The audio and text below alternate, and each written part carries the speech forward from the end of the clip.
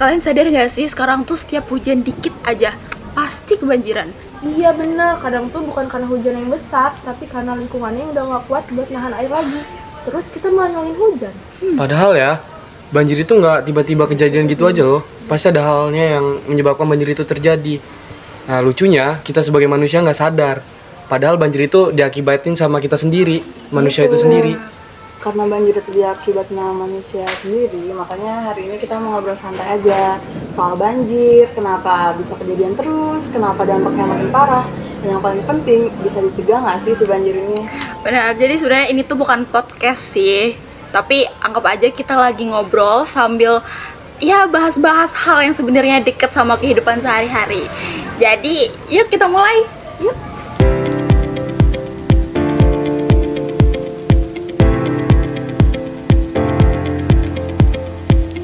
Sumpah ya, tiap musim hujan tuh rasanya kayak tebak-tebakan gitu aja. Kayak besok hujan nggak ya, nanti hujan nggak ya.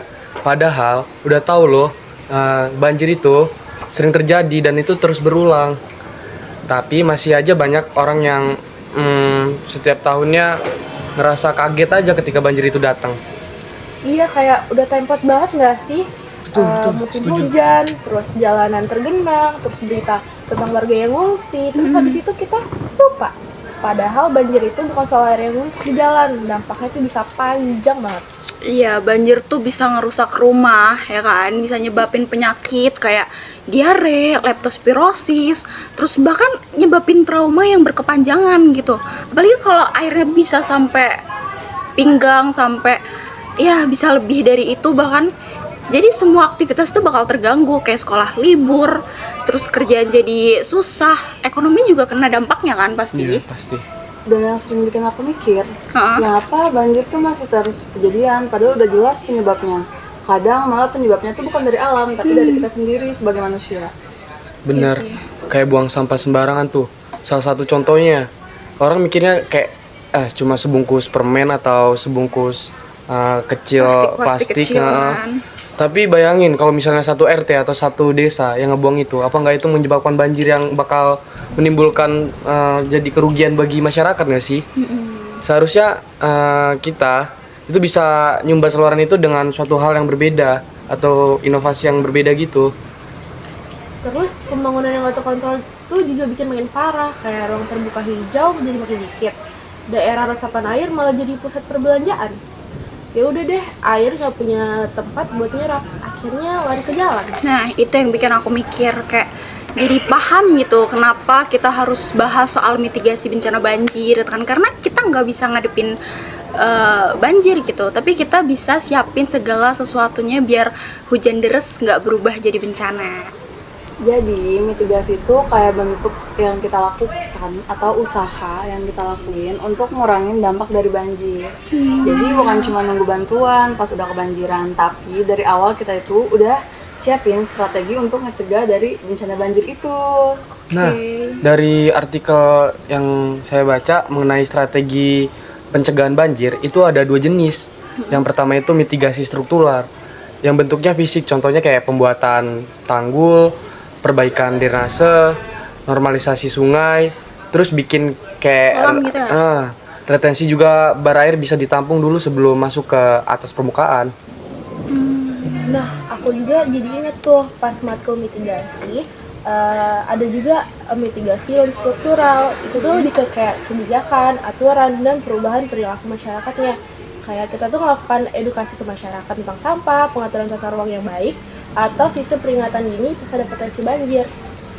Oke, jadi menurutku yang paling penting, yang paling susah itu justru yang non struktural nggak sih? Soalnya kan butuh kesadaran kolektif ya dari diri sendiri. Susah banget ngajak orang sadar kalau mereka tuh ngerasa belum kena dampaknya langsung.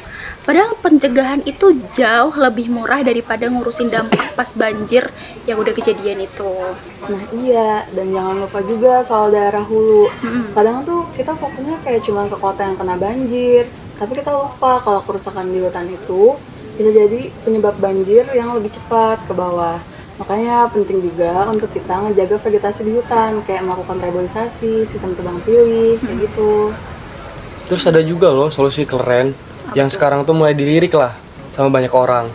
kayak sistem drainase berwawasan lingkungan, yaitu contohnya kayak disebut sama ekodrainase. Itu bukan cuma ngurangin air tapi juga memperhatikan ekosistem sekitarnya. Keren sih kalau beneran diterapin di tempat kita ini. Iya, aku juga pernah lihat tuh di beberapa kota mulai pakai teknologi kayak sensor banjir terhubung ke aplikasi. Jadi warga itu bisa dapat notifikasi kalau debit air itu mulai naik. Teknologi itu bisa banget bantu asal infrastrukturnya disiapin dan edukasinya itu jalan. Benar sih, tapi balik lagi ya, semua strategi ini bisa berhasil kalau masyarakat dan pemerintah itu bisa jalan bareng dan gak saling nyalahin gitu. Karena banjir itu tanggung jawab semua orang kan, bukan cuma satu pihak doang. Dan kita-kita ini sebagai mahasiswa tuh bisa mulai dari hal-hal yang kecil, kayak kita nggak buang sampah sembarangan, ikut kegiatan bersih-bersih sungai kayak volunteeran gitu, atau kita sekedar nyebarin informasi soal pentingnya mitigasi.